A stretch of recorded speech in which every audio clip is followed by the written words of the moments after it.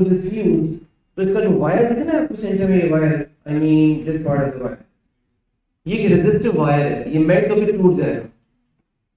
Alright, so fuses are used to allow currents within a certain limit, जिसको हम rated value कहते हैं। ठीक है, इसी रेटेड वैल्यू फिक्स है तो इसमें मैक्सिमम सेव करंट सिक्स होगा। आइडियली करंट 6 से कम होना चाहिए, क्योंकि अगर 6 एम्पीयर फ्यूज होगा तो उसका की अबाउट टू मेल्ट होगा। तो जिस सर्किट में अगर आपको करंट चाहिए 6 एम्पीयर, क्योंकि 6 एम्पीयर का फ्यूज नहीं होगा, स्लाइटली हायर वैल्यू का फ्यूज, राइट। आपकी इलेक्ट्रिकल सर्किट में अगर मल्टीपल अप्लायंसेस लगे हुए हों, जैसे फॉर एग्जांपल ये मेन लाइन है सप्लाई, और इस मेन लाइन से यहाँ पे कोई इस लाइन में by main line of supply I mean ये, अगर फॉर एग्जांपल आपके पास ये एक एसी सप्लाई लगी हुई है और यहां से कनेक्ट करके आपने इसमें एक कोई बहुत अच्छी सी इलेक्ट्रॉनिक डिवाइस लगी हुई that can not work for currents above certain level, खराब हो जाएंगी। तो हमें यहाँ पे चाहिए सेफ्टी में एक फ्यूज लगा है। उस फ्यूज को कनेक्ट करने से क्या होगा कि करंट जब भी रेटेड वैल्यू से ज्यादा हो, इससे पहले कि करंट पहुंचे उस अप्लायंस पे, वो करंट फ्यूज को जला देगा, तो करंट का फ्लो स्टॉप हो जाएगा। इसका मीनिंग फ्यूजेस को वहां लगाना चाहिए जहां से करंट आ रहा होता है, फॉरवर्ड पाथ, उसे हम कहते हैं लाइन ऑफ कंडक्टर, और जहां करंट पहुंच रहा है उसे कहते हैं न्यूट्रल कंडक्टर। अगर ऐसा ही फ्यूज यहां की बजाय, मिसाल है, अगर यहां की बजाय इधर भी हमने लगाया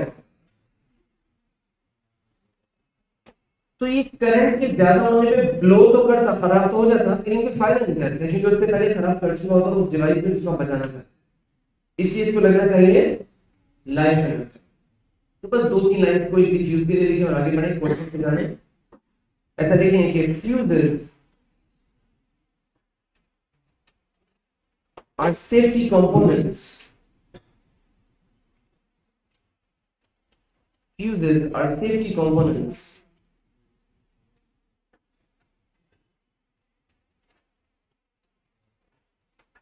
used in electrical circuits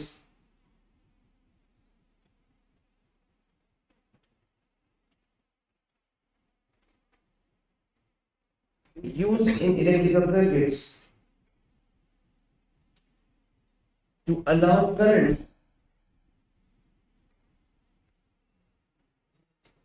currents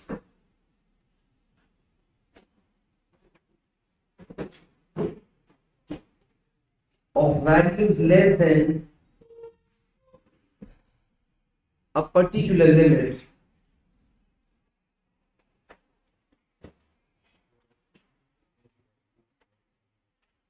is used to allow currents. Okay. And calculator uses a safety circuit components used in circuits to is used to allow currents of values less than a particular value. Practically rated value.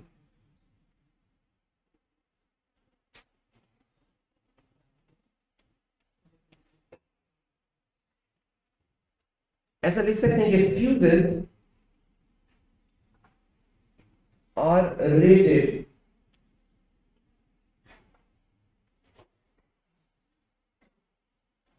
with the maximum safe current. Fuses are rated with the maximum safe current.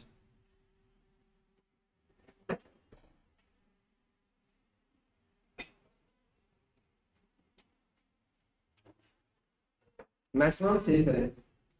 They are connected in live conductors.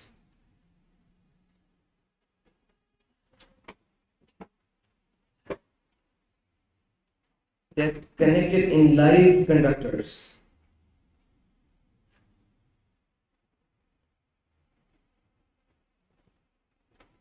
Live conductors.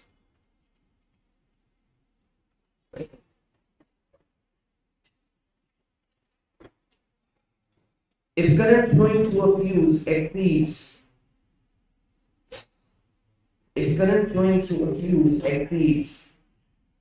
the rated value exceeds the rated value if the current going through a fuse exceeds the rated value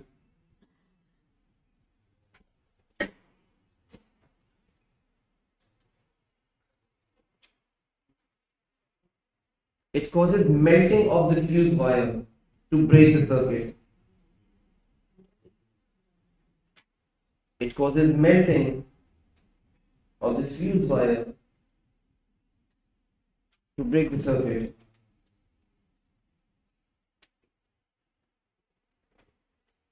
Get it? बेटा fuses और circuit breakers same काम करते हैं, दोनों का job क्या है कि वो करंट की लिमिट को एक्सीड करने पे सर्किट को ब्रेक करते हैं, बट फ्यूजेस सर्किट को ब्रेक करते हैं खुद बर्न होने के बाद, जबकि जो सर्किट ब्रेकर्स होते हैं वो सर्किट को ऑफ कर देते हैं अगर करंट की वैल्यू सर्टेन लिमिट से एक्सीड करे। आपने अच्छा तो मैं अभी देखता हूँ पिक्चर दिखाता हूँ, रूम में तो मेरे नजर नहीं आ रहा है। तो सर्किट ब्रेकर और फ्यूज का जॉब एक ही है, वर्किंग प्रिंसिपल डिफरेंट है। फ्यूज से बंद हो जाता है, सॉरी सर्किट ब्रेकर से बंद हो जाता है, वो इलेक्ट्रोमैग्नेटिक स्विचेस होते हैं, और जब करंट एक्सीड करता है तो वो बंद हो जाते हैं। फॉल्ट सही करने में ऑन करना होता है, जबकि फ्यूज को सही करने पे बदलना होता है। समझ ठीक है बेटा? तो फ्यूज के बारे में क्या है, फ्यूज का सर्किट सिंबल बना लो जल्दी से, सर्किट बनाने की जरूरत नहीं है, सर्किट सिंबल बना लो। 6 ampere is just an example, ठीक है? बना लिया? एक लाइन सर्किट, एक या दो लाइन सर्किट ब्रेकर के लिए लिख लो अलग से। Circuit breakers are electromagnetic switches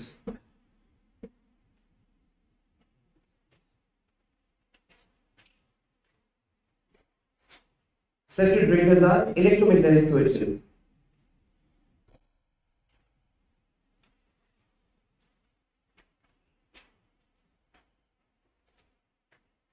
when current exceeds the rated value when current exceeds the rated value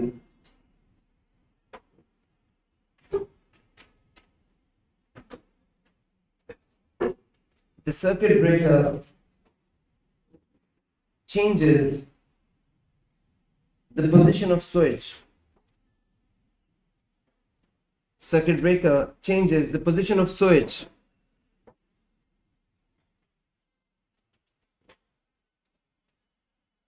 circuit breaker changes the position of switch to break the circuit.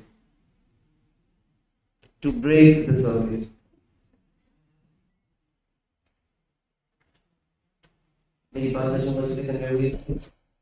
So fuses circuit breakers are both connected in live conductors. ठीक है? So इसलिए भी बेटा this circuit breakers are also connected in live conductors. Circuit breakers are also connected in live conductors.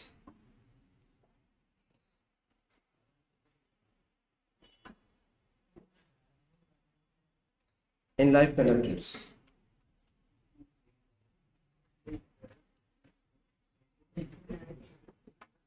हो गया?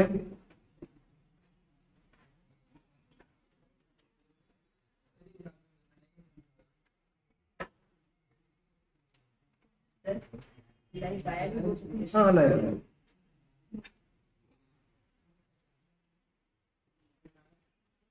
बता रहा हूँ, बस बेटा थोड़ा सा कोशिश करना, फोकस रहो, मैं बता दूँ जरूर हूँ, देखिए।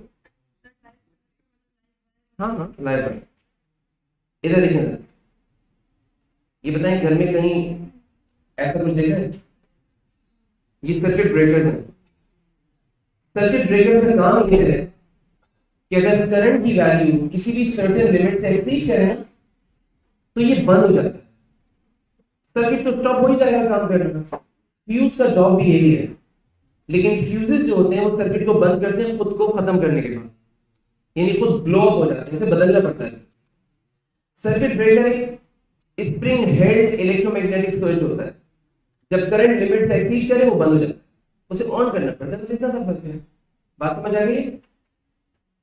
तो ये सर्किट ब्रेकर है। और फ्यूजेस की अगर शक्ल देखना चाहो, वैसे तो कोई बहुत अलग से मेरे पास नहीं बना हुआ है, लेकिन ये फ्यूज है। आपने अपने 3 पिन प्लग्स देखे हैं, उनके अंदर फ्यूज लगा होता है, वैसे वही नहीं, बहुत सारी जगहों पे लगा होता है।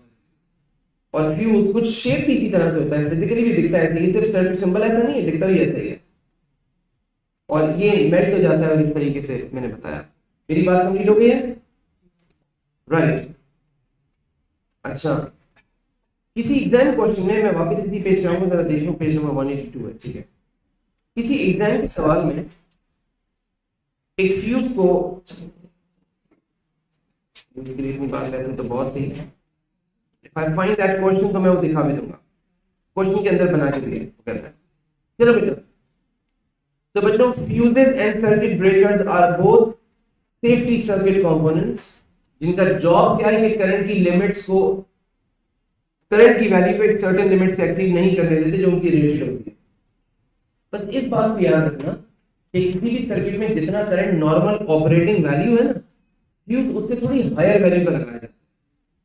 फॉर एग्जांपल इसी रूम में अगर हमारे पास एक प्रोजेक्टर लगा हुआ है, जो जिससे आप देख रहे हैं प्रोजेक्टर, अगर इस प्रोजेक्टर में रेगुलर ऑपरेटिंग करंट की वैल्यू फॉर एग्जांपल 4 एम्पीयर है, तो फ्यूज 4 एम्पीयर का नहीं लगा देंगे हम, क्योंकि अगर फ्यूज 4 एम्पीयर का लगा दिया तो जब ये अपने नॉर्मल ऑपरेशन पे होगा तो फ्यूज का जो वायर है वो बिल्कुल हीट अप होकर अबाउट टू मेल्ट होगा। तो हर अप्लायंस में ना थोड़ी सी टॉलरेंस होती है, वो करंट की वैल्यू को थोड़ा सा हायर वैल्यू को एक्सेप्ट कर लेता है। तो इसका मीनिंग अगर ये 4 एम्पीयर का है, इसकी रेटिंग, नॉर्मल रेटिंग इसकी 4 एम्पीयर पे नॉर्मल ऑपरेशन है, तो हमें 5 एम्पीयर या 6 एम्पीयर तो ज्यादा हो जाएगा, 5 या 4.5 ऐसा फ्यूज रखना, ताकि थोड़ी सी टॉलरेंस हो। वरना जब ये अपने नॉर्मल ऑपरेशन में होगा तब भी फ्यूज बिल्कुल मेल्ट होने वाला। बच्चों को बात समझ हो गई है? बेटा मैं तीसरा सर्किट कंपोनेंट बताने लगा हूं, जरा गौर से देखना, बनाइएगा नहीं अभी। ये दो तरफ से, ये दो अलग अलग सर्किट हैं। एक सर्किट में एक मैग्नेटाइजिंग कॉइल है, समझते हैं आप कॉइल? अभी ना चैप्टर स्टार्ट होने वाला है इंशाल्लाह नेक्स्ट क्लास से, और नेक्स्ट क्लास से इलेक्ट्रोमैग्नेटिज्म। अब हम पढ़ेंगे जो कॉइल्स होती हैं, जिनको सोलेनॉइड्स भी कहते हैं, उनका काम क्या होता है कि जब उनमें करंट फ्लो करे तो मैग्नेटिक फील्ड बनती है।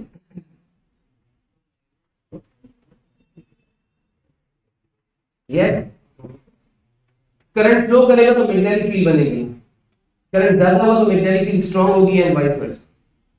हम पढ़ेंगे तफसील से, अभी छोटी सी हेल्प चाहिए थी तो मैंने दे दी है। तो एक कॉइल है मैग्नेटाइजिंग कॉइल, सोलेनॉइड, बहुत सेंसिटिव है, करंट ज्यादा हुआ तो इसमें मैग्नेटाइजेशन बड़ी स्ट्रांग हो जाएगी। इसके बिल्कुल सामने एक स्विच लगा हुआ है। ये स्विच जो आपको नजर आ रहा है, ये स्विच स्प्रिंग हेल्ड है। इस स्विच को एक स्प्रिंग है जिसने होल्ड किया हुआ है ऑन द अदर साइड। कैसे होल्ड किया हुआ है जरा देखना, यहां एक स्प्रिंग लगा हुआ है, आपको नजर आ रहा है, लाइट गिरे से मैं बना, ये जो स्प्रिंग मैंने बनाया है, ये स्प्रिंग इस स्विच को अपनी तरफ होल्ड करके रखेगा।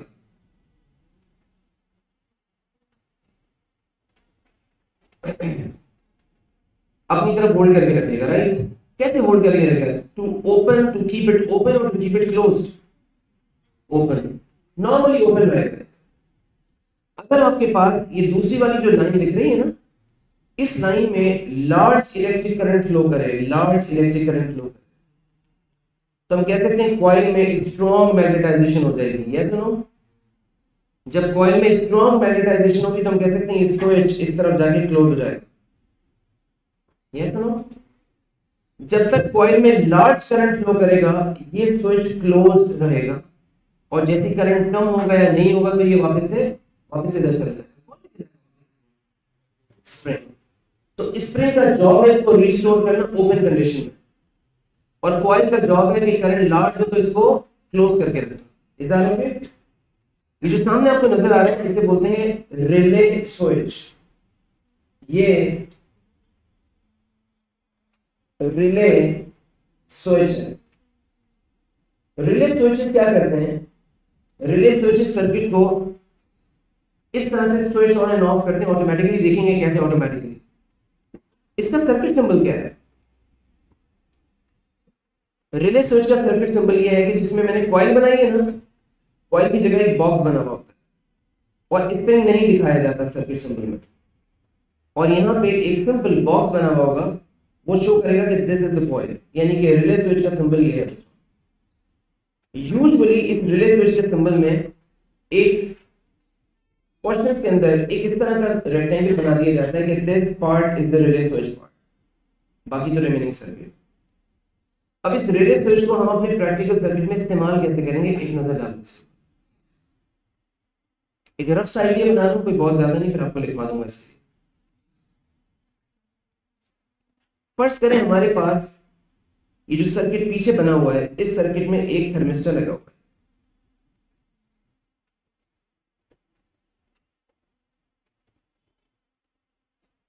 ये बताएं इस वक्त कॉइल के अंदर करंट जो फ्लो करेगा, आपको लगता है वो इस रेजिस्टर की वैल्यू पे डिपेंड करेगा, है ना?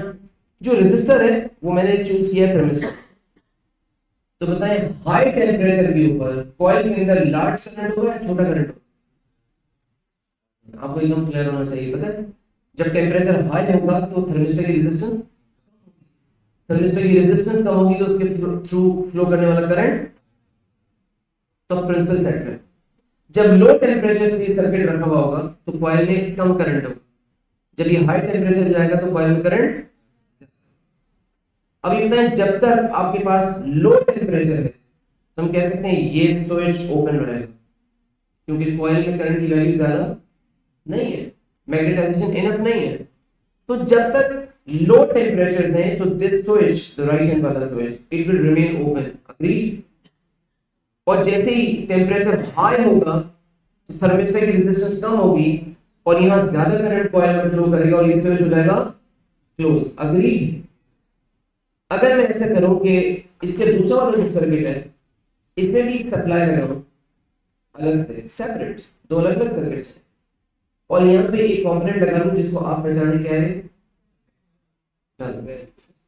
तो ये बताएं जब लो टेम्परेचर होगा, लो कम टेम्परेचर होगा तो हम कह सकते हैं बेल स्विच ऑफ रहेगी, और टेम्परेचर एक सर्टेन लिमिट को एक्सीड करेगा तो ये बेल रिंग करना शुरू कर देगी। Yes no? हम कह सकते हैं ये जैसे पहले दिन बनाया था हमने, ये टेम्परेचर ऑपरेटेड अलार्म बन जाएगा। We can use this circuit to to ring the bell when temperature exceeds some limit. तो ये हमारी वार्निंग बेल बन जाएगी। ये वार्निंग लैंप भी हो सकता है, लाइट भी। ओके। तो रिले स्विचेस क्या करते हैं, थोड़ा सा अपने पास लिख लेना, ऐसा लिख लो बेटा कि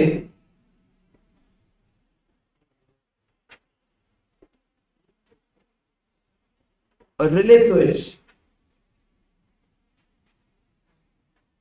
is used in a sensor circuit, in a sensing circuit.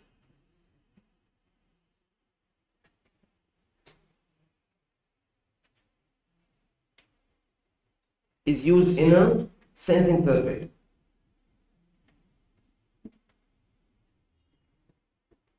A relay switch is used in a sensing circuit to switch on and off the circuit, to switch on and off the circuit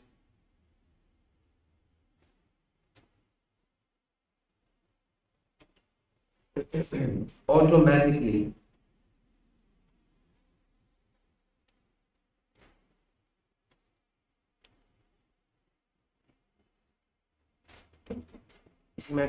There are two types of relay switches. There are two types of relay switches.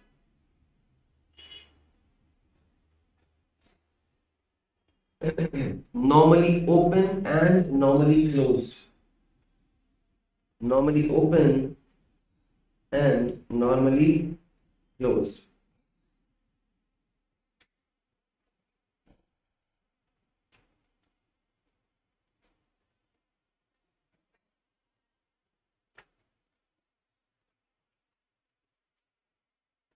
जो इस वक्त सामने नजर आ रहा है आपको, जिसके ऊपर मैं लिख रहा हूं, ये नॉर्मल कंडीशन में, बेटा नॉर्मल कंडीशन में आपके ख्याल में एक स्विच ओपन रहेगा या क्लोज रहेगा? मेरा मतलब नॉर्मल कंडीशन है कि कॉइल में करंट कम है तो ओपन रहेगा ना, और जब कॉइल में ज्यादा करंट होगा तो ये देखते रहना पड़ेगा। एक रिले स्विच ये भी हो सकता है। अब बताएं, पहले इसको भूल जाए, मैं मिटा ही देता हूं इसको भूल जाए। ये बताएं इस वक्त स्प्रिंग का जॉब क्या है? स्विच को ओपन रखना, स्विच को क्लोज रखना? क्लोज रखना। स्विच का क्लोज है, स्प्रिंग इसको ऐसे होल्ड किया हुआ। अब अगर करंट बहुत ज्यादा हो तो आपको लगता है कि स्विच इधर अट्रैक्ट होके सर्किट को कर देगा ओपन। इसे हम कहते हैं नॉर्मली क्लोज्ड रिले स्विच। मेरा मतलब ये बेटा कि जब इस कॉइल में करंट कम होगा या नहीं होगा तो ये सर्किट तो चलता रहेगा, ये सर्किट तो चलता रहेगा। और जब आपके पास यहाँ पे लार्ज करंट फ्लो करेगा तो ये यहाँ से ओपन होगा। तो दो टाइप्स हैं, NONC, normally open, normally closed. लेकिन ये जो ऊपर बने हुए इनके सर्किट सिंबल नहीं है, सर्किट सिंबल दिए हैं, ये इनके circuit symbol. Is that okay? इनमें से बेटा एक जल्दी से बना लो।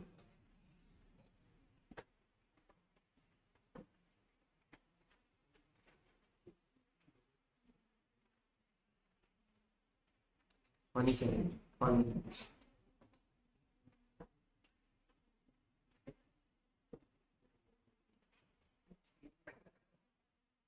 Normally open and normally closed. Draw only one of them.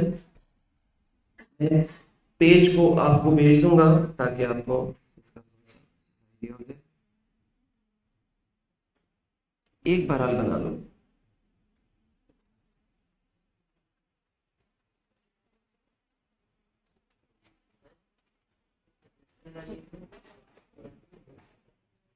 Ramesh वाली बात बता दो, कॉपी कर लो तुम।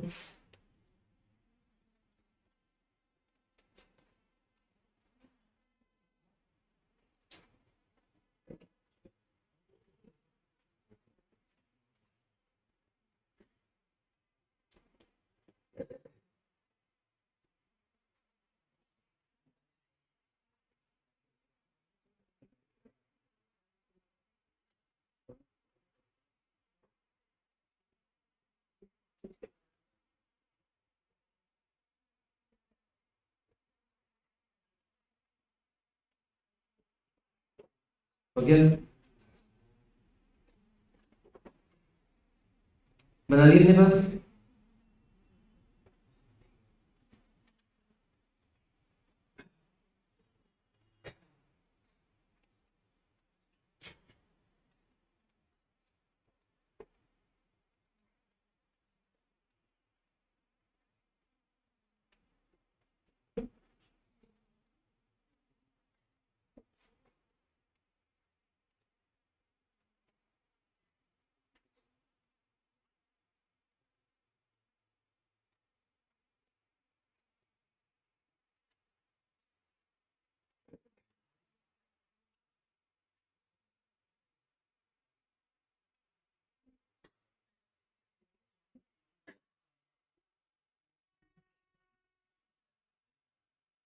नहीं नहीं, वो मैं इसलिए कहने का बना रहा हूँ, बस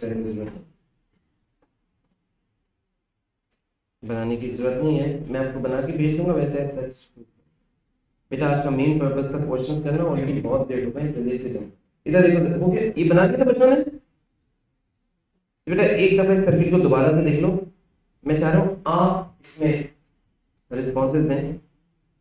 समझे, ये सर्किट जो सामने आपको नजर आ रहा है, ये सर्किट इस कमरे में रखा हुआ, और इस कमरे में एयर कंडीशनर बहुत अच्छे से काम कर रहे हैं।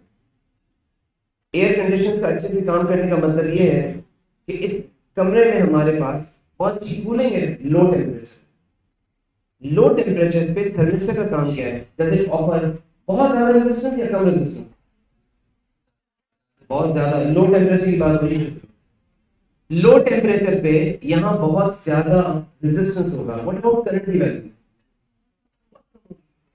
जब इस कॉइल में से एक मामूली सा करंट फ्लो कर रहा होगा तो हम कह सकते हैं इस कॉइल की मैग्नेटाइजेशन बड़ी वीक होगी, इतनी वीक कि ये स्विच को अपनी तरफ अट्रैक्ट कर नहीं पाए। तो जब तक टेम्परेचर लो है ये स्विच ओपन ही रहेगा, और जब तक ये ओपन रहेगा ये वाला सर्किट ओपन है या क्लोज है? ओपन। ओपन सर्किट में करंट फ्लो करेगा नहीं, बेल रिंग करेगी नहीं, ऐसे ही नॉर्मल सिनेरियो।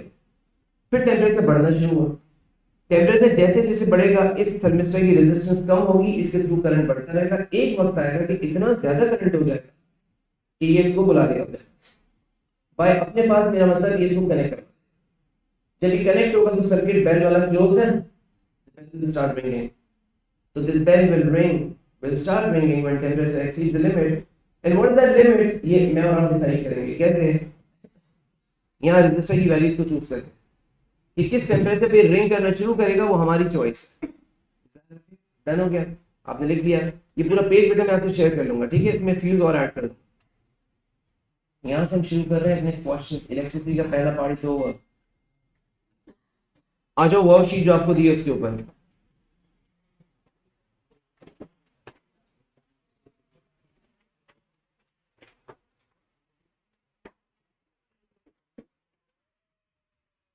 आगे इस वर्कशीट में चल आप आए, देखें ये सवाल आपको किस पेज पे मिल रहा है, फाइंड करो बेटा।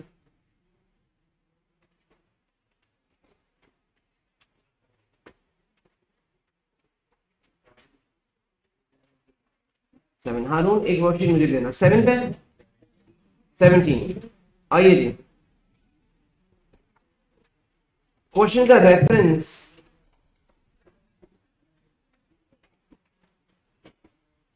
2024 है, पेपर 21, और इस पेपर का क्वेश्चन नंबर 5 है। क्वेश्चन में कहा जा रहा है कि एक 240 वोल्ट्स की एसी मेन्स है, एसी सप्लाई है, और कह रहे हैं कि ये सब कुछ सर्किट में लगा हुआ है। बच्चों को दिख रहा होगा दो हीटर्स लगे हैं, उनके रेजिस्टेंसेस हैं, एक लैंप लगा हुआ है। कहा जा रहा है complete the circuit by drawing a symbol for the fuse in the gap। जैसे तो पहले इन्होंने खुद ही हेल्प कर दी। हमें गैप के अंदर फ्यूज बनाना है, तो हमारे पास जो फ्यूज बनेगा वो यहाँ बनाते जाओ मेरे साथ साथ, और दरम्यान में एक लाइन ऐड कर देना।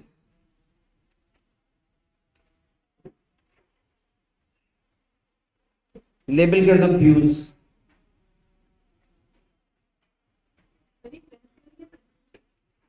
डायग्राम तो आइडियली पेंसिल में बनाना चाहिए, पेन भी बनाना चलेगा मुझसे, लेकिन पेंसिल में आइडियली। आगे बढ़े, कह रहे फिलामेंट लैंप का करंट वोल्टेज ग्राफ बनाइए। I hope you remember filament lamp का करंट वोल्टेज ग्राफ कैसे बनता है, याद आ रहा है कुछ?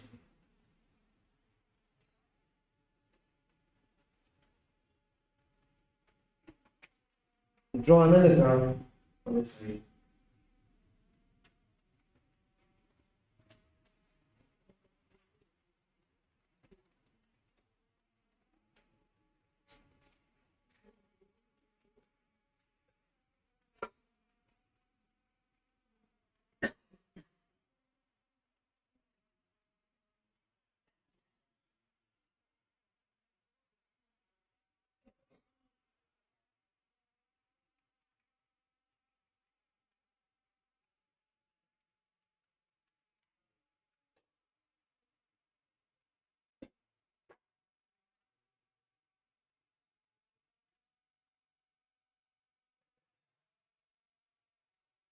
मैं साथ साथ चेंजेस कर रहा हूँ।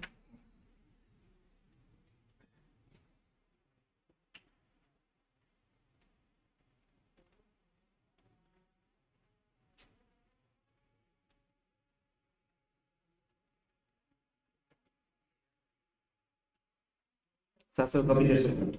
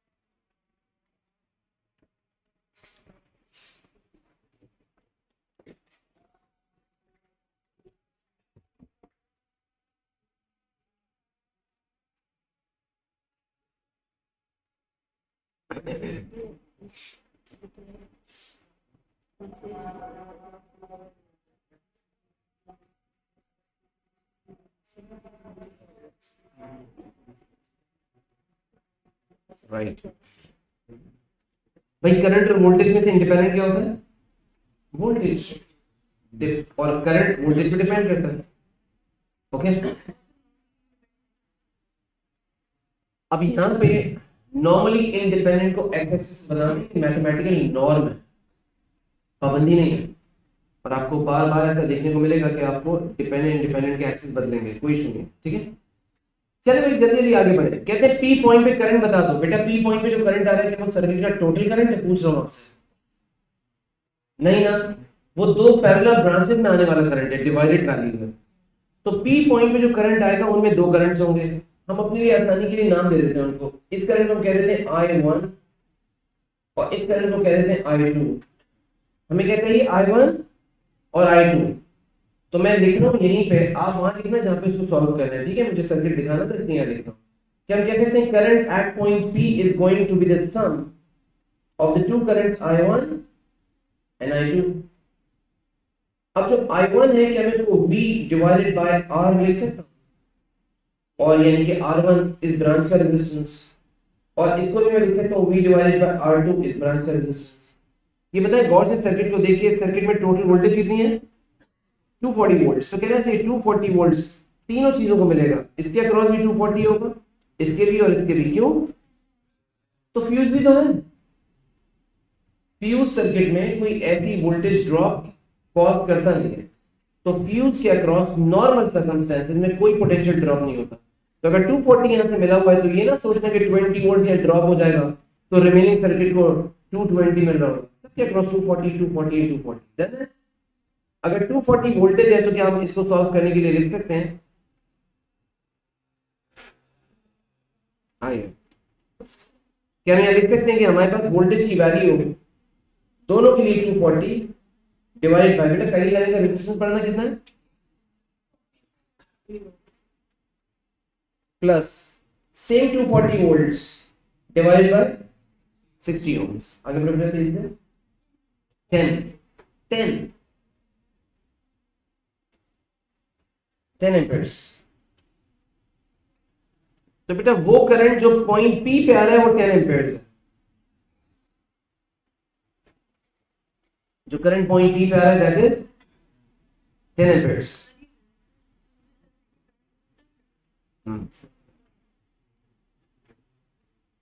देखिए पहले पीछे वाला पार्ट। अब यहां पे इन्होंने, हमने दो करंट निकालनी है बेटा। टोटल करंट तो 10 से ज्यादा होगा ना, क्योंकि करंट की एक लाइन यहां पर भी है। इसे पता नहीं कितना करंट होगा, देखते हैं। अब क्वेश्चन के नेक्स्ट पार्ट में कहा जा रहा है कि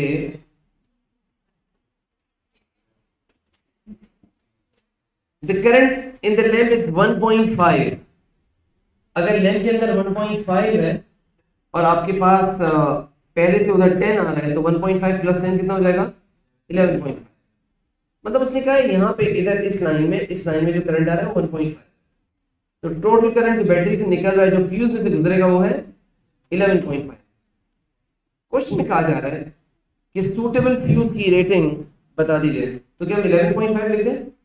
नहीं, थोड़ा ज्यादा, जैसे कि 12। अगली बात की सुनी लो फिर।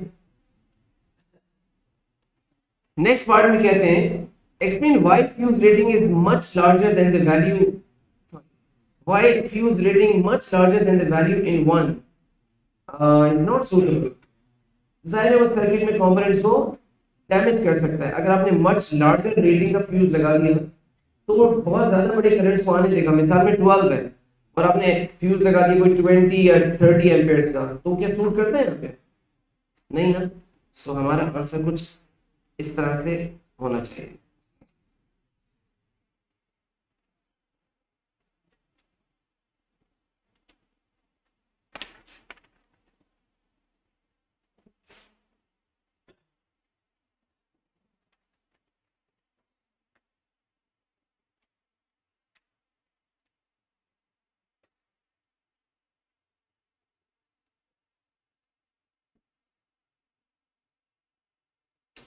राइट, ओके,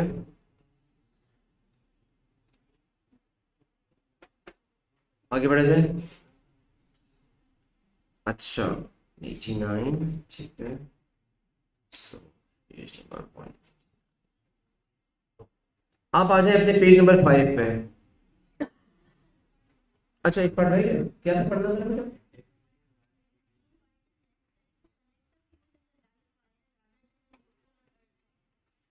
फ्यूज को लाइव वायर में क्यों लगाना चाहिए? ताकि जो डैमेजिंग वैल्यूज ऑफ करंट हो पहले फ्यूज को डैमेज कर दें, सर्किट के बाकी कंपोनेंट्स सेफ रहें।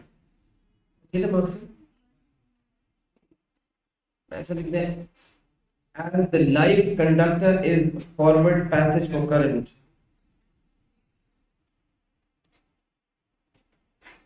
the live conductor is forward passage for current, ठीक है। या एक लाइन और लिख दो, so that the fuse stops a dangerously large current so that the fuse stops dangerously large current before the appliance, before the appliance।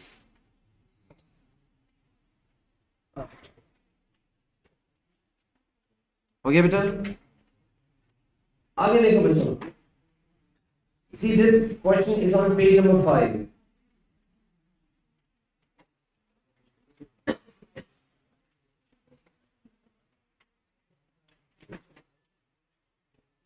बेटा कह रहे measurements are made of the current in a metal wire। मैं page number 5 पे ले जाऊंगा और ये question का रेफरेंस है जून 17 पेपर 22।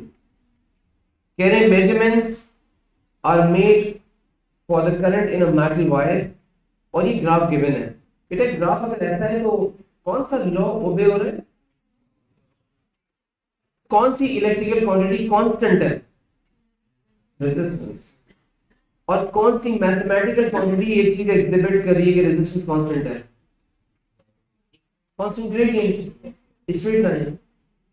अब कहते हैं state the relationship between potential difference and the current, directly proportional. 1 mark, directly proportional.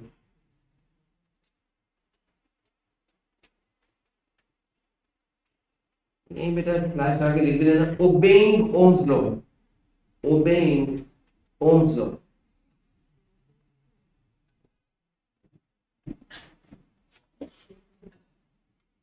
Obeying Ohm's law. इसके बाद कह रहे हैं state how the graph shows that temperature of the wire does not change in the experiment. हाँ क्या कहेंगे?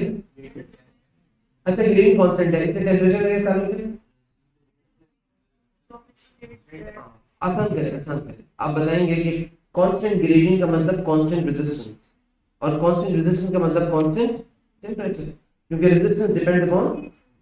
चलें बस ये वर्ड लिख दें, straight line, constant gradient, constant resistance.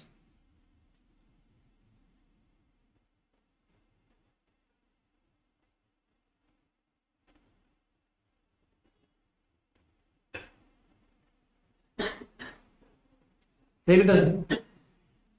Straight line है, कांस्टेंट ग्रेडियंट है, constant electrical resistance, constant temperature. सही। और एक और चीज ये कि अपने लिए, नॉट फॉर एग्जामिनर, अपने लिए एक चीज और मेंशन कर सकते हो यहाँ पे कि आपने पढ़ा था कि मेटालिक कंडक्टर्स के लिए, for metallic conductors resistance is directly proportional to. So आपने तो वर्ड में ना लिख लिया है, लेकिन अपनी अंडरस्टैंडिंग के लिए आगे बढ़ो बेटे। कहते हैं another wire of the same material has the same length as the original wire but has half the cross section area। अच्छा, रेजिस्टेंस की जो वैल्यू है वो लेंथ के साथ डायरेक्टली प्रोपोर्शनल है और क्रॉस सेक्शन एरिया के साथ इनवर्स। लेंथ सेम है तो लेंथ की वजह से तो रेजिस्टेंस में चेंज नहीं है, लेकिन क्रॉस सेक्शनल एरिया हाफ है, कह सकते हैं रेजिस्टेंस की वैल्यू डबल हो जाएगी। लिख दें द सेकंड वायर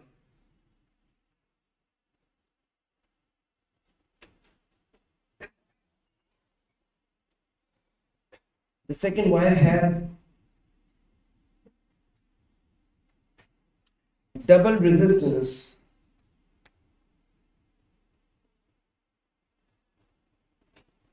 यही स्लैश लगा के लिखते हैं twice of the resistance of original wire, twice of the resistance of original wire।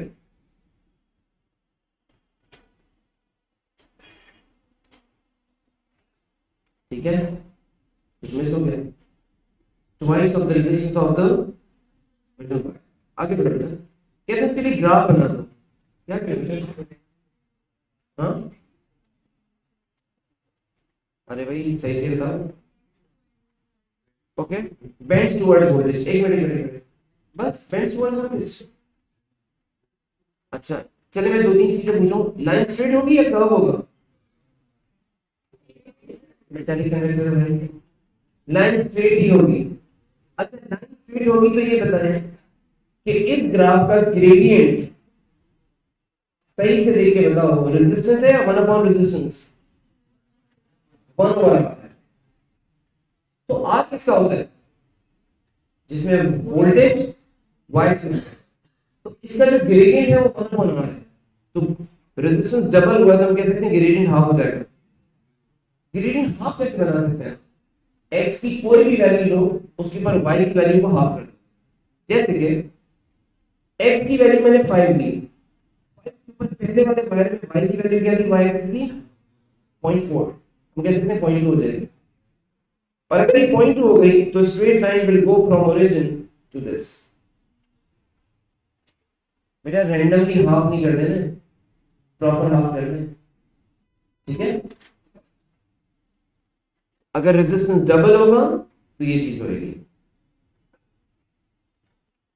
मैंने y की जो वैल्यू चूज की है वो 5 ली क्योंकि वो आसान लग रही थी, आप किसी और से भी कर सकते हैं।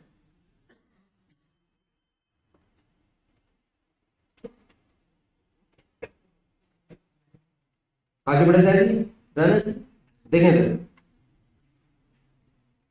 कहते हैं 3 रेजिस्टर्स लगे हुए इस सर्किट में 20, 80 एंड 24, टोटल रेजिस्टेंस निकालना है। बेटा जल्दी से पहचानना ये जो 20 और 80 है इनका कैसा कॉम्बिनेशन दिखता है।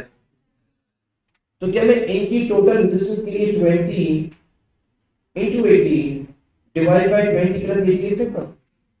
अच्छा ये बताओ इसका जो पैरेलल है वो 24 के साथ कैसा दिखता है?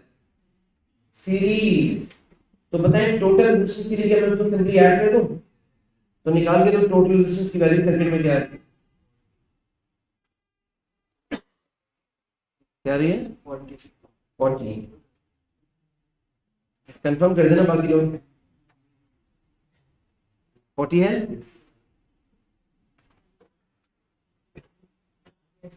बस बेटा एक स्टेप में होना चाहिए, ये ना हो गया पहले कॉलम से निकाल रहे हैं फिर सीरीज लगा के देखें, नहीं कि इतना सिंपल सर्किट है, आसानी से। आगे एक चीज और बता दें, शायद आगे जरूरत पड़े, आपने कैलकुलेशन अभी की हुई है, इसकी इंडिपेंडेंट वैल्यू अगर वो 40 है तो इसकी वैल्यू 15 होगी, बस कंफर्म कर लेना बेटा। चलो आगे बढ़ो। कहते हैं current supplied by the power supply, नहीं सॉरी हाँ ये बात, current supplied by the power supply. तो करंट की वैल्यू के लिए हम क्या करते हैं? V डिवाइडेड बाय वोल्टेज की क्या वैल्यू है? 6 और रेजिस्टेंस की टोटल वैल्यू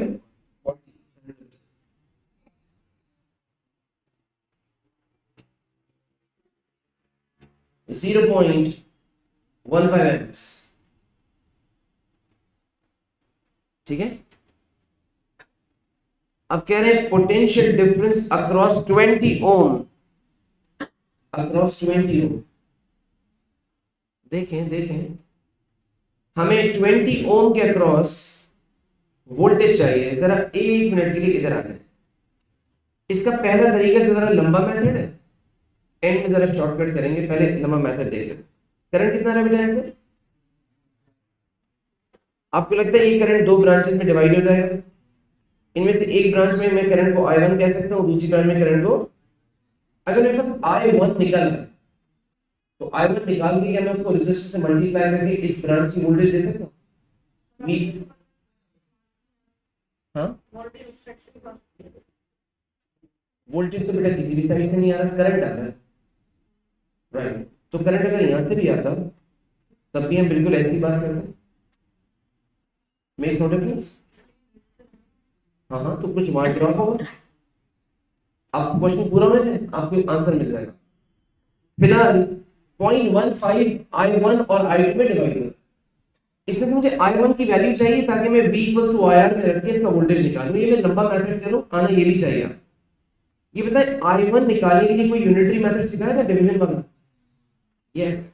अच्छा, 4 है, लेकिन बेटा देखो बिल्कुल सही बात, रेजिस्टेंस की वैल्यू 1:4 है इन दोनों की ना, 1:4, करंट का 4:1। अगर आप बहुत अच्छे स्मार्ट हो इसमें तो आप ये कर सकते हैं कि जो करंट की वैल्यू 80 में आएगी वो टोटल का 1/5 होगी, 1:4 है।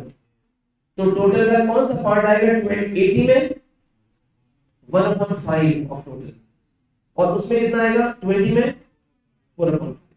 अगर बहुत अच्छे से कर सकूं तो ये कर लो, लेकिन मैंने इसका एक डिटेल मेथड भी बताया था, वो दिखा दूं। बच्चों को याद आ रहा है पैरेलल ब्रांच में हमने सीखा था कि I1 निकालना हो तो हम करते हैं total current I divided by the two branches in which it divides, अब पता है मल्टीप्लाई किससे करूं? R2 से, यानी कि दूसरी ब्रांच के रेजिस्टेंस। अगर मैं ये अप्लाई करता हूं तो करंट की वैल्यू है मेरे पास 0.15, दो रेजिस्टेंस है जिनमें डिवीजन का मसला है, वो है 20 और 80, मल्टीप्लाई किससे करते हैं बेटा? 80। और अगर बहुत अच्छा समझ आ जाता है तो 4/5 से बिल्कुल कर सकते हो, इसका भी रिजल्ट वही आएगा। वैल्यू तो करंट की क्या है, ये जो 0.12 की वैल्यू आई है, अब हमें करंट थोड़ी चाहिए था, हमें 20 में वोल्टेज चाहिए था। तो क्या हम 20 में वोल्टेज के लिए V इक्वल टू IR वाला फॉर्मूला ले सकते हैं? इसमें I है 0.12 और रेजिस्टेंस है कितना? 20, राइट? वोल्टेज की वैल्यू दे देते हैं 2.4 वोल्ट्स, ऑलराइट? ये लंबा मैथड समझ आ गया, ठीक है? अब मैं इजियर सॉल्यूशन कर रहा हूं यही जगह बना के, तवज्जो से बेटा सुन लेना। इसी पार्ट को हम दो लाइंस में आसानी से कैसे सॉल्व कर सकते, एक दफा में सुकून से समझ लेना, रिपीट ना करना पड़ेगा। ये जो सर्किट बना हुआ है, ये सर्किट बना हुआ है बच्चों, मैं सर्किट को थोड़ा सा ऑल्टर कर रहा हूं, बट ऐसे ऑल्टर नहीं कर रहा कि उसके कुछ सर्किट के नेचर पे चेंज आ जाए। जैसे फॉर एग्जांपल मेरे पास सप्लाई 6 वोल्ट, उन्होंने पावर सप्लाई ली है, मैंने बैटरी बना दी, फर्क पड़ता है? डीसी है दोनों। सर्किट में 3 रेजिस्टेंस है, I am replacing them by 2, और कहते हैं कि मेरा पहला रेजिस्टेंस है 16 ओम्स और दूसरा है 24 ओम्स। कंफर्म करिए, बात समझ रही क्या किया हमने? जो दो लगे थे ना 2080 के, उनका एक बना दिया। एग्जाम कंडीशन में ये भी नहीं करना पड़ेगा बना के, ये तो आपको समझाने के लिए बना रहा हूँ। जब आप प्रैक्टिस में होगे बनाएंगे नहीं इसको, सिर्फ इसको जज करेंगे कि क्या है। एक 16 और एक 24 है।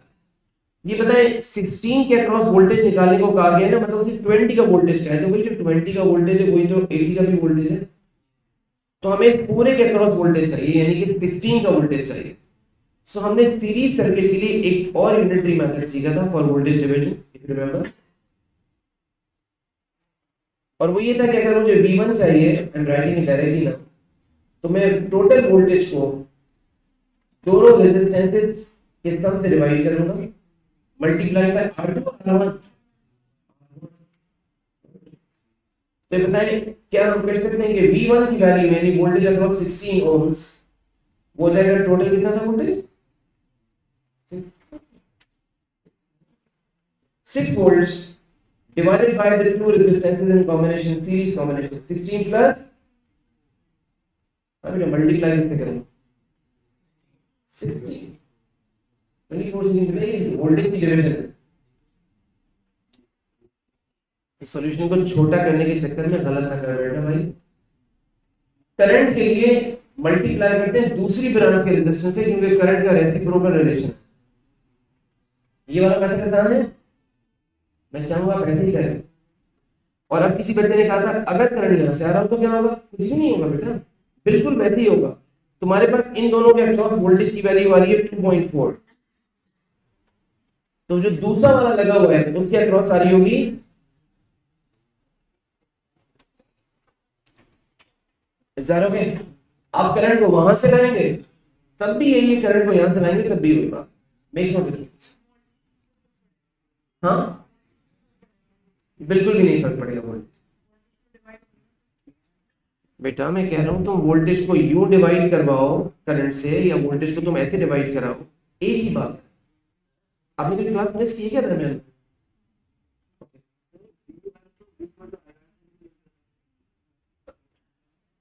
अच्छा तो तुम्हें उसके लिए सुनो, ये किया ना बेटा, v इक्वल्स टू r, तो तुम्हें उसके लिए i निकालना पड़ना, i निकालने के लिए तुम्हें डिवाइड करना पड़ना, राइट। अब थोड़ा सा केयरफुली देखना इधर गौर से बेटा, ये भी तो v इक्वल्स टू r ही है, इसमें i क्या है, सर्किट का total current, total voltage divided by total resistance.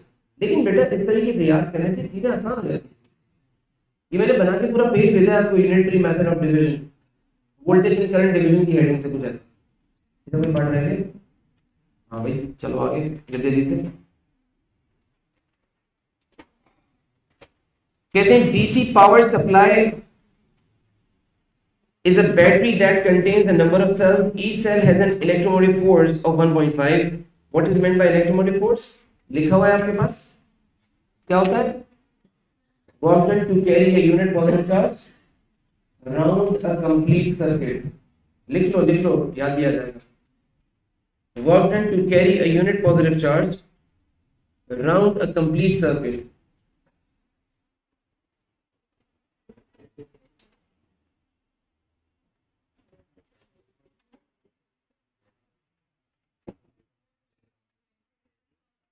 Work done to carry a unit positive charge from one point to another. सब आपके पास लिखा हुआ है। अभी राउंड अ कंप्लीट सर्किट, ठीक है। आगे देखें,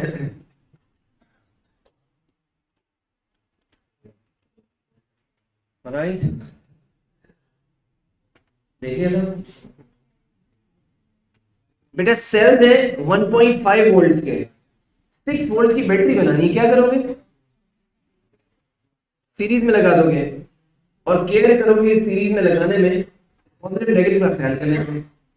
फिर वो कह रहा था यही 6 वोल्ट बनाना है, 8 सेल्स यूज करने हैं,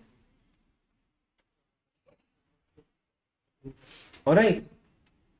जब सेल्स पैरेलल में लगते हैं, जैसे ये 4 थे, इन्होंने दिया 6 वोल्ट्स, ये भी 4 ये भी देंगे 6 वोल्ट्स, लेकिन पैरेलल में होंगे तो टोटल वोल्टेज की अवेलेबल वैल्यू भी 6 वोल्ट्स ही होगी। इस क्वेश्चन के लास्ट पार्ट में कह रहे हैं वन एडवांटेज बताओ of using cells in this way parallel, duration. इसको कैसे कैसे वर्ड्स डाल सकते हैं, हम लिख सकते हैं। मैं लास्ट पार्ट के लिए कुछ कीवर्ड्स बता रहा हूं, देखिएगा। The internal resistance of battery is less than, the internal resistance of the battery is reduced, ऐसा लिखें, the internal resistance of the battery is reduced। एक और स्लैश आगे लिख दें, less energy loss, less energy loss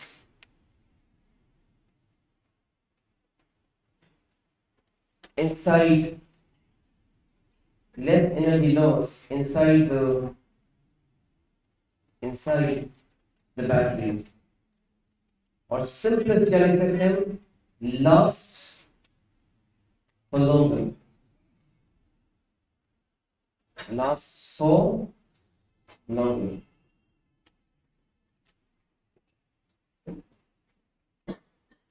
page number 21 पे आना है।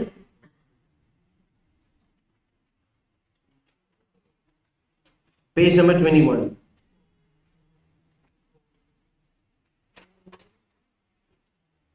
चेक कर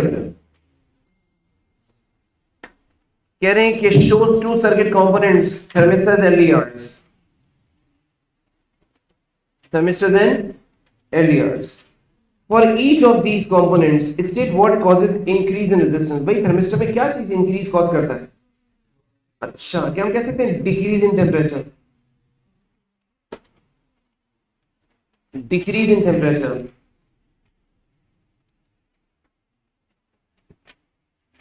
और बच्चों एलडीआर में डिक्रीज इन इंटेंसिटी ऑफ, बस decrease in intensity of light, decrease in the intensity of light, brightness, reduced brightness, decrease in the intensity of light incident on LDR, पूरा लिख लो, decrease in the intensity of light incident on LDR।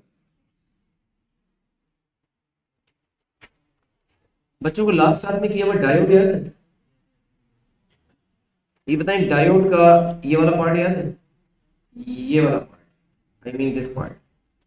तो मुझे confirm करोगे ये diode इस तरफ forward bias हुआ है, रिवर्स बायस? Forward bias. अगर सवाल में कहते हैं कि वो मिनिमम वोल्टेज बनाए जो फॉरवर्ड बायसिंग में भी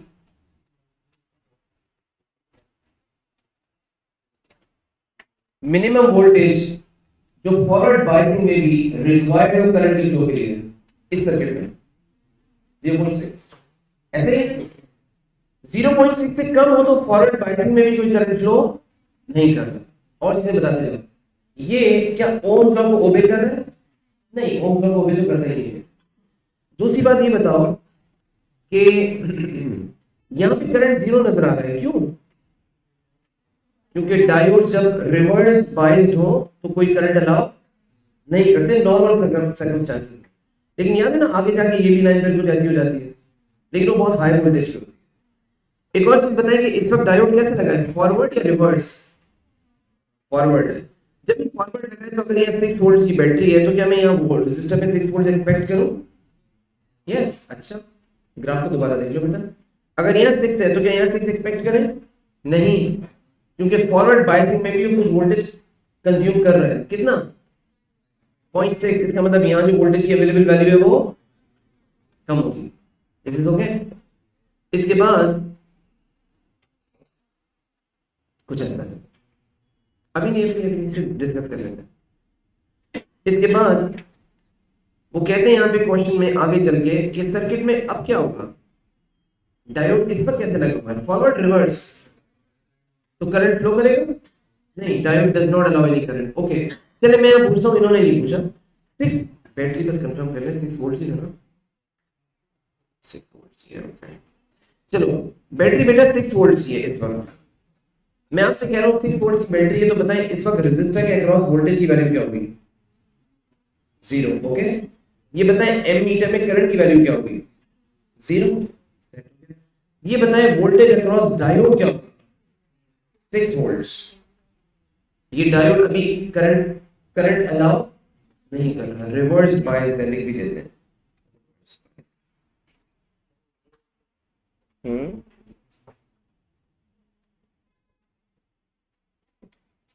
बेटा बड़े कम क्वेश्चन आते हैं, बड़े ढूंढ के निकाला है इसको, कम, बहुत कम क्वेश्चन डायोड की क्वेश्चन।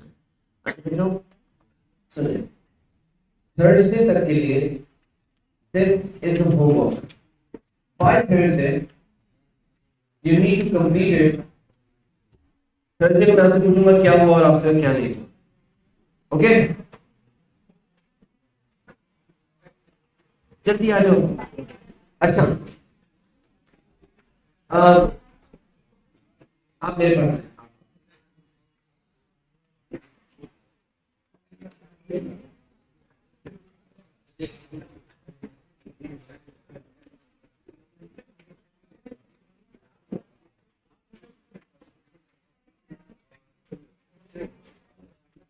क्वेश्चन वाले बच्चे जल्दी आ जाओ।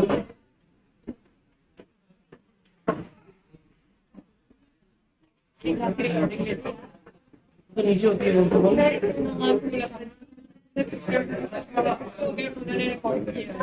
रिकॉर्डिंग तो हुई है। हाँ हाँ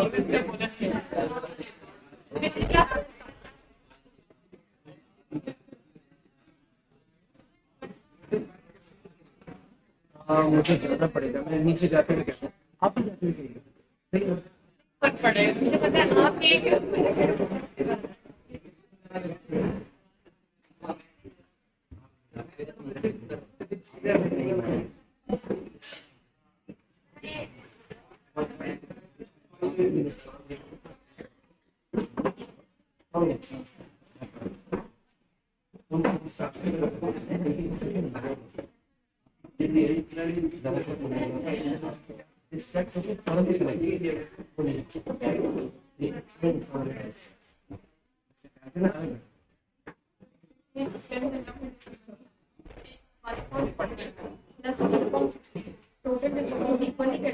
नहीं नहीं वन अपॉन टोटल, इस सेक्शन के रेजिस्टेंस के लिए आप लिखेंगे वन अपॉन टोटल ना, तो फिर वो रिवर्ट हो जाएगा, रेसिप्रोकेट करेंगे तो 40 आ जाएगा, एंड में 40 आएगा और 40 नहीं, लेकिन 40 इन दोनों का नहीं है, 40 तो मिल मिला के टोटल इन दोनों नहीं पता नहीं छोड़ो, आप कॉपी भी गलत कर रहे हो, ये 240/40 था और ये 240/60 था इसका रेजिस्टेंस, अभी हमने कंबाइन नहीं किया, ये 60 इस तरह हो सकता है R into R मतलब 40 into 60 divided by 60 for these two only, for these two only and 240 divided by the total आएगा ये ये भी करेंगे बाद में करते हैं मेरे पास इस तरीके यही ना अगर सेल्फ लेवल ज्यादा सेल्फ लेवल सेम वोल्टेज और पैरेलल हमने एक स्ट्रेट कोऑर्डिनेट डिजाइन फील्ड्स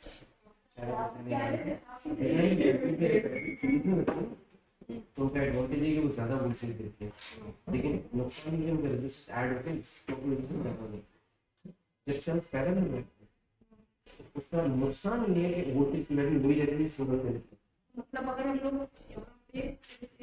अभी बैटरी लगी हुई है ये खत्म होगा फिर खत्म होगा एक और बढ़ जाएंगे तो वो कम करेंगे, अगर ये 4 सेल सीरीज में मिलके जो बैटरी पर्टिकुलर सर्किट में 10 दिन काम करेंगे तो जब ये लग जाएंगे तो ये 20 दिन काम नहीं करेंगे, 20 से ज्यादा दिन काम,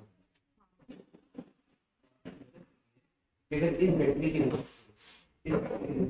मिल के है 10 तो जब दोनों मिल जाएंगे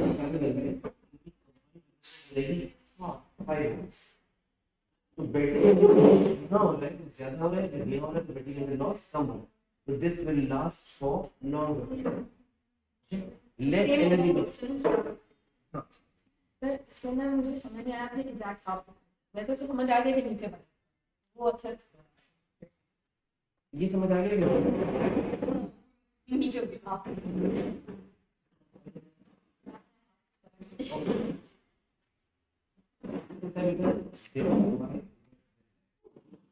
किसी मतलब है y की किसी भी वैल्यू पे जो वैल्यू सॉरी इसकी किसी भी वैल्यू पे जो y की वैल्यू आ गई अगर मैं वैल्यू करने की कम हो गई हारून एक मिनट रुकिए, अगर ओरिजिन से ना हो ना तो हमें बहुत चक्कर पड़ जाएगा ये करते हैं, लाइन ओरिजिन से तो बड़ी आसानी है, लाइन ओरिजिन से और मुझे हाफ ग्रेडियंट बनाना है तो मैं x की कोई भी वैल्यू उठा उस पर देखूंगा y की वैल्यू और y की वैल्यू x की सेम वैल्यू पे y की वैल्यू को आधा कर तो बन जाएगा 9 ऑफ हाफ डिग्री, एग्जैक्टली आपने 0.2 का हाफ किया लेकिन किसी और मैंने यहाँ से देखा सबसे कन्वीनियंट ऑप्शन कौन सा, अगर मैं कहता था किसी में 2 पे हाफ करना, 2 पे जो वैल्यू है उसको हाफ करना, मैं फंस जाता क्योंकि वैल्यू बहुत क्या करने लगता है ऐसे करने लगता कितनी खराब आदत हो गई इसको, तो ये वैल्यू इतनी मुश्किल से ना इस वैल्यू को हाफ करेंगे मुश्किल, ये वैल्यू बड़ी ऑब्वियस है, 5 के ऊपर वैल्यू क्या रहेगी 4, हम कह सकते हैं आधे ग्रेडियंट के लिए 5 के ऊपर वैल्यू हो जाएगी, हाँ जी हाँ। सही है। ठीक है ना? और तो सवाल है, मैं कब से इंतजार कर रही हूँ, फिर टाइम मिले तो मैं आ सकता हूँ। डिपेंड बेटा, आई हैव माय क्लास। आपकी कोई नोट्स नहीं है जिससे ध्यान पढ़ ले, क्योंकि मैं एब्सेंट हुई हूँ। बहुत आसान है। अभी जाओ, ये भी जाने नहीं चाहिए, उनसे बोलो जितनी क्लास की उनकी रिकॉर्डिंग हो गई। और आपके नोट्स होगा? नोट्स तो पीडीएफ पहले मैं शेयर कर ही हूँ मुझसे, इसके अलावा रिटन नोट्स नहीं दूँ। तो अगर मैं रिटन नोट्स दूंगा ना बेटा, मुझे पीडीएफ ही शेयर तो ढूंढने पड़ेंगे, होंगे तो, क्योंकि कोविड के टाइम में नोट्स लिखने भी पड़ते थे साथ साथ, होंगे तो नहीं। मुझे पीडीएफ ही शेयर कर दीजिए। बच्चे परेशान होंगे कि आगे इतना सारा लिखा हो। बता दीजिए ना पब्लिक क्लास में कुछ सब चीज़ें बता ले कर देंगे ना share.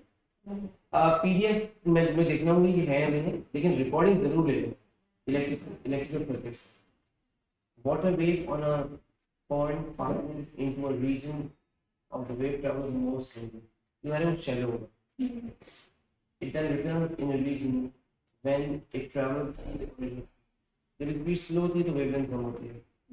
Less speed less wavelength, frequency तो नहीं बदलती ना? फ्रीक्वेंसी नहीं है, कौन सी बदल कहाँ पे? फ्रीक्वेंसी? ये आंसर है, समझ नहीं आ रहा। फ्रीक्वेंसी Frequency तो बदल रही है, wavelength चेंज हो रही है। फ्रीक्वेंसी नंबर ऑफ वेव्स पर सेकंड, नंबर ऑफ वेव्स पर सेकंड। इसका मतलब आप x एक्सिस पर सेकंड समझ रहे हो, टाइम समझ रहे हो, तो टाइम है ही नहीं, क्योंकि सीआरओ का ट्रेस थोड़ी है, ये तो वेव की पिक्चर बनेगी। यहाँ पी से लेकर पी तक का डिस्टेंस वेवलेंथ है, पीरियड नहीं है। तो इसका मतलब और एक्स एक्सिस पे यहाँ पे एक्सिस पे क्या है, y के ऊपर डिस्प्लेसमेंट है, एक्सिस के ऊपर डिस्टेंस।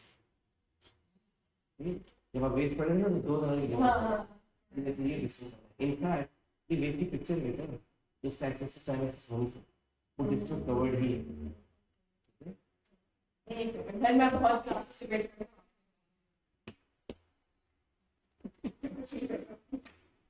मुझे ये बनाने के लिए आती मैं इमेज इधर आने, मेरे दोनों चार्जर्स निकाल दो प्लीज। ये इमेज बनाने के लिए मैं बनाने की कोशिश कर रही हूँ, कुछ नहीं।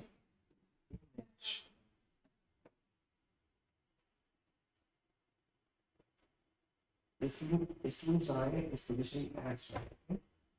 Which image of P, Q and R can the student see in the middle? Can I say इसका image exactly इतनी distance अंतर बनेगा? बिल्कुल इसका image इतनी distance पे exactly अंतर बनेगा? और आप तो रूलर से करेंगे तो परफेक्शन से हो जाएगा, ठीक है? और पेपर 1 में वो A4 साइज का पेज होता है, तो डायग्राम भी थोड़ी सी रीजनेबल होती है, तो इन्होंने इसको श्रिंक किया। अब ऐसे करते हैं कि हम बनाते थे रे डायग्राम में ऑब्जर्वर आई से लेके इमेज तक की लाइन स्ट्रेट बनाते थे और उस लाइन को मिरर से घुमा के ले जाते थे, याद है आपको? तो आई ड्रॉ फॉर दिस। क्या ये लाइन मिरर पे फॉर्म कर रही है? कर रही है? ये पता मुझे मिरर। तो this line which is drawn between, mirror के थ्रू नहीं आ रही, नहीं आ रही ना मिरर के थ्रू, इसका मतलब it will not reflect, this image will not be observed, will not be seen. अब ये देखते हैं ये वाली, अब ये तो जा रही है, तो ये देख पाएगा, तो ये भी जा रही है, ये भी देख पाएगा। देख पाएगा। देख मिरर के थ्रू जाना जरूरी था। इसमें समझने को मिला है, हाँ अपना ऑब्जर्वर है जो मैंने कहा था। हाँ वही इमेज है, जब तक लाइन हम बनाते थे कि लाइन ड्रॉन स्ट्रेट और यहाँ से उसको बाउंस चलाते थे, हाँ यही तो बनाते थे।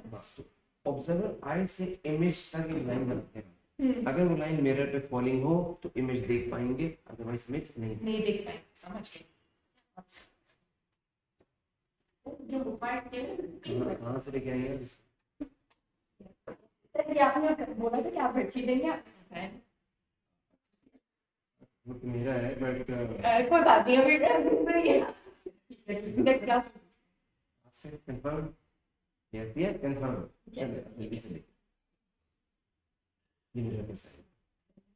इस पर्टिकुलरली इस क्वेश्चन में इसकी आंखें, इसको देखना है अपना शू, तो इसकी आई में और इसके शू में उन्होंने पहले से ही गैप दे दिया 150। तो अगर ये देखेगा तो इसकी जो आईज जो रेज आएंगी शू से, यानी ऑब्जेक्ट्स लेके मिरर और यहाँ जो जाएंगी, आपको लगता है वो इसके मिड पॉइंट पे से रिफ्लेक्ट करेगी?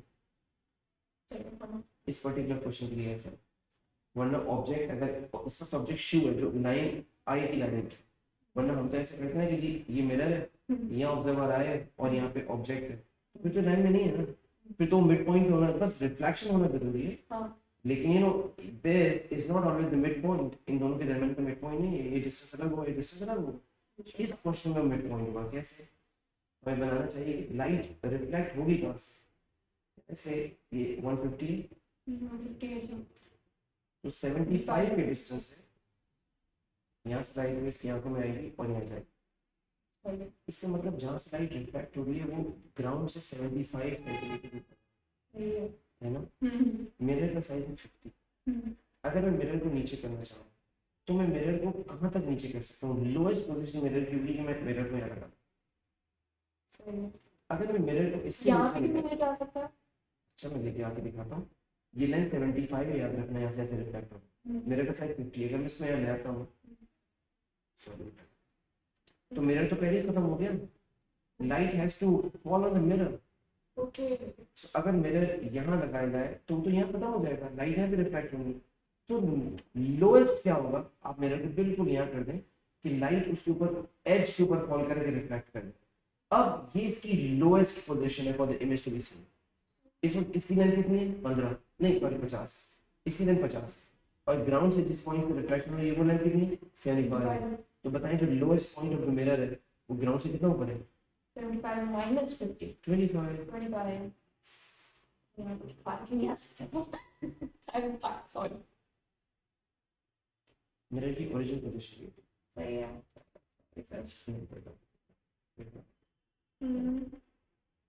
अगर मैं नीचे ले ऐसे भी गया था, ये लेंथ जो है ना ये लेंथ 75 है,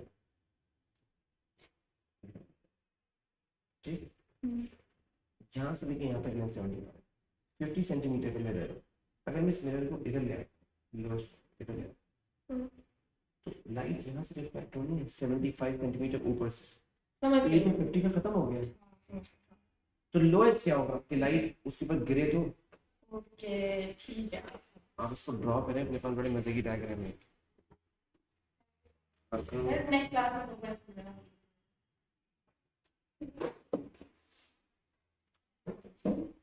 और कौन सी क्लास होती है इस वक्त आपकी,